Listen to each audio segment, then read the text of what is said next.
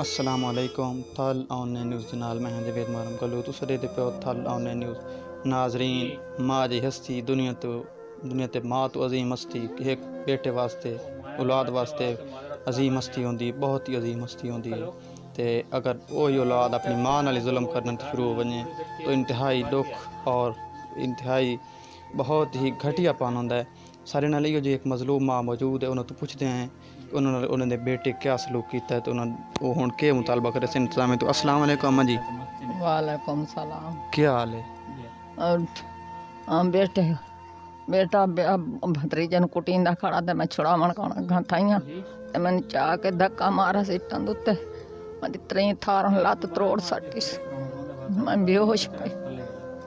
हुण सानू खांदा है बेटा साडी मेरी हालत थई वञे अल्लाह दे नां ते कुछ इसनूं कोई करे जो सानू खांदा है।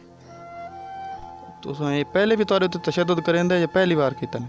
ये साडे उत्ते जमदा दा जालिम है, अज दा नहीं भैणां नूं भरावां नूं सारिआं नूं खांदा है। ये जेड़ा तुहाडा सक्का बेटा है इहदा नां की है ते काम केड़ा करेंदा? काम करिंदा है हुण टाहल बनाई खड़े टाहल वाला ते टाहल दा काम करिंदा है। बूहे ते खड़े भतरीजा नूं मरिंदा कुटिंदा मां नूं मरिंदा कुटे मां दी लत्त बंद सट्टी उसे मैं पोतरे नूं छुड़ावण गई ते मैंने चाह ते मारस ते मेरी लत्त इतरी था त्रोड़ सट्टी सन कच्चियां नूं खांदा। मैंने हवेली चो अंदर मकान च काट छोड़स, मैंने हवेली चो काट छोड़स। मैं कुरान पढ़ती बैठी मैं बाहर मैंने चाह ते मंजी दे भुका छोड़स। इतना जुल्म कर रही है बेटा मेरे नाल। के मुतालबा करे सो पुलिस तू जेड़ी मुतलका इदारे हैं हुक्मरान हैं हुकूमत तू? 33 साल थी मैं बेवा औरत, 40 साल दे अगे मैं मरी सो।